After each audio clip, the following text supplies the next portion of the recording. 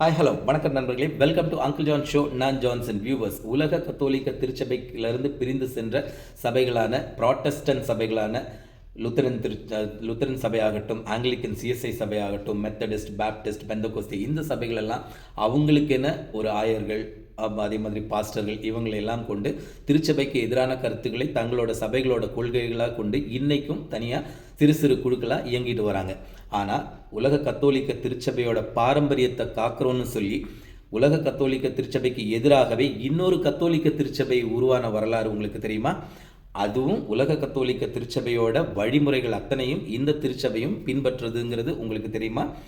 அதுக்கென ஆயர்கள், கர்டினால்கள், அதே மாதிரி குருக்கள், இது எல்லாத்துக்கும் மேலே அவங்களுக்கென ஒரு போப் இருக்கிறது உங்களுக்கு தெரியுமா? உலகத்துக்கு ஒரு போப் தான், ஆனால் இந்த திருச்சபைக்கு இன்னொரு போப் இருக்காரு. இது உண்மை. ஸோ இந்த உலக கத்தோலிக்க திருச்சபையால் அங்கீகரிக்கப்படாத இந்த கத்தோலிக்க திருச்சபையை பற்றி தான் இன்றைக்கி நம்ம பார்க்க போகிறோம். அதுக்கு முன்னால் நான் போடுற வீடியோ உங்களுக்கு பிடிச்சிருந்தா லைக் பண்ணுங்கள், ஷேர் பண்ணுங்கள், கமெண்ட் பண்ணுங்கள், சப்ஸ்கிரைப் பண்ணுங்கள் மக்களே. வாங்க வீடியோ பார்க்க போகலாம்.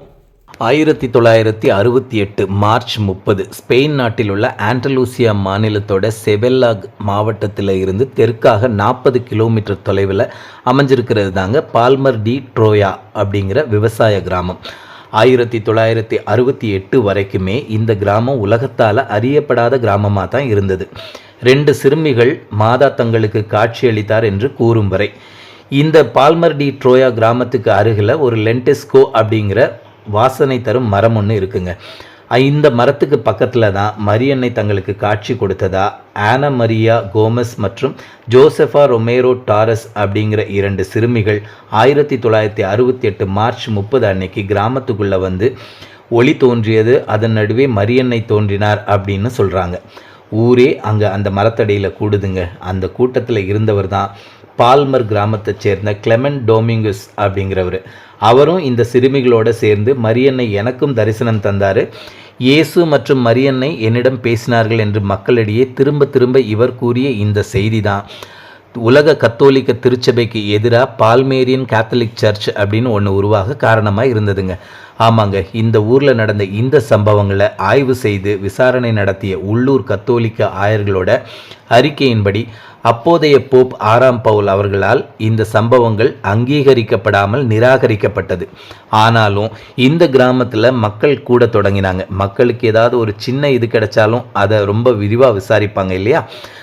கிளெமெண்ட் டொமிங்கஸ் அதை சரியாக பயன்படுத்தி தொடர்ந்து தன்னிடம் மரியன்னை பேசியதாகவும், ரோமாபுரியின் கத்தோலிக்க திருச்சபை தவறான பாதையில் செல்வதாகவும், அதோட தலைவரான போப்பாண்டவரை ஏற்றுக்கொள்ள முடியாதுன்னும் பிரச்சாரம் செய்து கணிசமான மக்களை தன் வசம் திருப்பினார். இதனால் மரியன்னை காட்சி கொடுத்ததாக கூறிய சிறுமிகளுக்கு முக்கியத்துவம் இல்லாமல் போனது.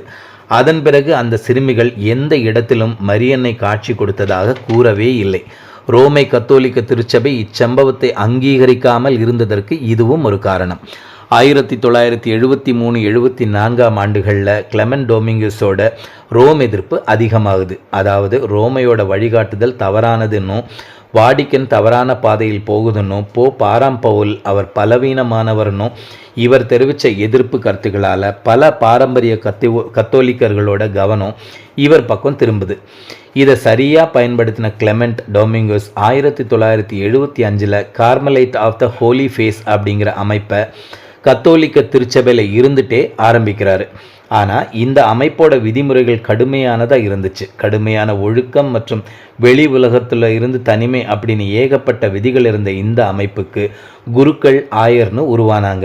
அதாவது சாதாரண கத்தோலிக்க விசுவாசியாக இருந்த கிளெமெண்ட் டொமிங்கஸ் 1976 குருத்துவத்திற்கு படிக்காமலேயே ரகசியமாக திருச்சபையோட கேனான் லாக்கு எதிராக திருச்சபையோட அனுமதி இல்லாமலேயே குருத்துவம் பெற்றதாக அறிவித்தார். ஆனால் திருச்சபை இதை இன்வேலிட் ஆர்டினேஷன், அதாவது செல்லாத குருத்துவமாக அறிவித்தது. இதையெல்லாம் பொருட்படுத்தாத கிளெமெண்ட் டொமிங்கஸ் 1977 போப்போட அனுமதியோ அல்லது சட்டப்பூர்வ அப்போஸ்தலிக் சக்சஷனோ இல்லாமல் ஆயரென அறிவிக்கப்பட்டார். சரி, இவருக்கு யார் இந்த பதவிகளையெல்லாம் கான்சக்ரேஷன் செஞ்சு வச்சாங்கன்னு நீங்கள் கேட்குறது எனக்கு புரியுது வியூவர்ஸ். உண்மையான கத்தோலிக்க திருச்சபையை சேர்ந்த ஆர்ச் பிஷப்பான பியரே மார்டின் கோடின் தக் வியட்நாம் நாட்டில் உள்ள ஹூயே நகரத்தின் ஆயரான இவர் 1963 வியட்நாமில் ஏற்பட்ட அரசியல் குழப்பத்தில் நாட்டை விட்டு வெளியேறிய இவர் திருச்சபையில் நடந்த நவீன மாற்றங்களை, அதாவது லிட்டர்ஜிக்கல் ரீஃபார்ம்ஸ், மாடர்னைசேஷன், லாட்டின் திருப்பலி மாற்றங்கள் போன்றவற்றில் அதிருப்தி கொண்டிருந்தார்.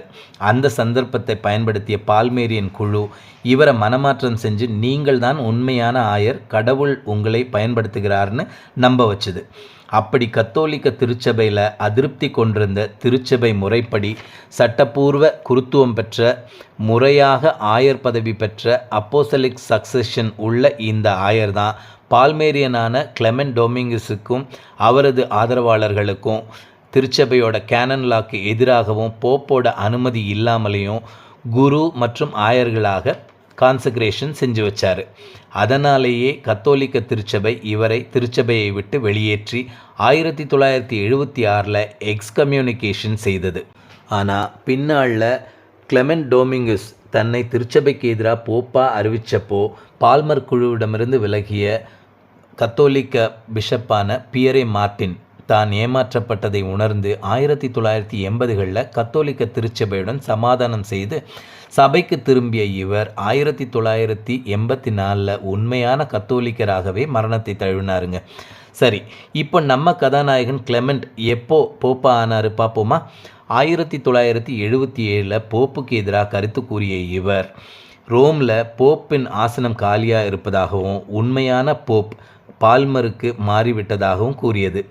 அவர் போப்பாவதற்கான அடித்தளத்தை தயாராக்குவதை காட்டியது. இறுதியாக 1978 திருச்சபையோட போப்பாண்டவர் 6ஆம் பவுல் மரணமடைந்ததை தொடர்ந்து பால்மேரியன் கேத்தலிக் சர்ச் என்ற பேரில் ஒரு தனி திருச்சபையை உருவாக்கிய கிளெமெண்ட் டொமிங்கஸ் இயேசு என்னை தேர்ந்தெடுத்தார், நானே உண்மையான போப்புன்னு அறிவித்து போப் 17ஆம் கிரெகோரி என்ற புதிய பெயரையும் சூட்டி கொண்டாருங்க.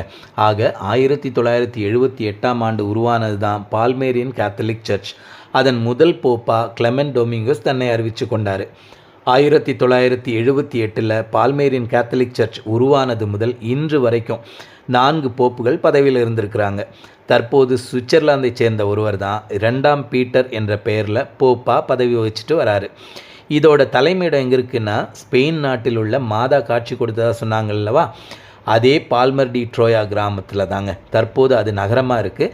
இங்குள்ள basilica of our crowned mother of பால்மர்ன்ற பேராலயம் தான் பால்மேரியன் போப்போட வாசஸ்தலமாகவும் முழு நிர்வாக மையமாகவும் பால்மேரியன் வாட்டிக்கனாகவும் செயல்பட்டு வருதுங்க.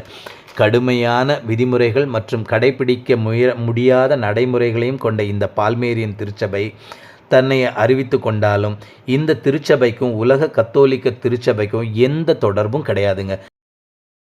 கடுமையான கட்டுப்பாடுகள் காரணமாக குறைஞ்ச அளவே உறுப்பினர்களை கொண்டு இயங்கி வரும் இந்த பால்மேரியன் கேத்தலிக் திருச்சபையை உலக கத்தோலிக்க திருச்சபை இன்னைக்கு வரைக்கும் அங்கீகரிக்கவே இல்லைங்க. அதே மாதிரி அதோட போப்பையும் அங்கீகரிக்கவே இல்லை. உலகமும் இந்த சபையை தள்ளி நின்று தான் இன்னைக்கு வரைக்கும் பார்க்குது. காரணம் என்னென்னா, கடவுளோட கட்டளையால் வழி வழியாக பாரம்பரியமாக இயங்கி வரும் உலக கத்தோலிக்க திருச்சபைக்கு எதிராக ஒரு தனி மனிதன் தன்னை முன்னிலைப்படுத்த முயன்றது தான் காரணம்னா மிக இல்லைங்க. ஒருவேளை இந்த கிராமத்தில் மரியன்னை அந்த சிறுமிகளுக்கு காட்சி கொடுத்தது உண்மையாக கூட இருந்திருக்கலாம். ஆனால் நம்ம இந்த வீடியோவோட கதாநாயகன் கிளெமெண்ட் டொமிங்கஸ் அந்த சிறுமிகளை பின்னுக்கு தள்ளி தன்னை முன்னிலைப்படுத்த கொண்ட பேராசையால் இந்த தகவல்களோட ஆதாரங்கள் எதுவுமே இல்லாமல் அழிந்து போயிருக்க வாய்ப்புகள் அதிகம். சரிங்களா? இன்னொன்று, இந்த இடம் ஒரு ஃபாத்திமாவா இல்லை ஒரு லூர்தா உருவாகி இருக்கக்கூட வாய்ப்புகள் அதிகமாக இருந்திருக்கலாம். அதனால தான் இந்த பால்மேரியன் திருச்சபை, கத்தோலிக்க திருச்சபை இன்றளவும் உலக மக்களிடையே எந்த தாக்கத்தையும் ஏற்படுத்த முடியாமல் தன்னந்தனியாக அமைதியாக இன்னைக்கு வரைக்கும் இயங்கிட்டு இருக்கு. பேராசை பேர் நஷ்டம் தானுங்களே.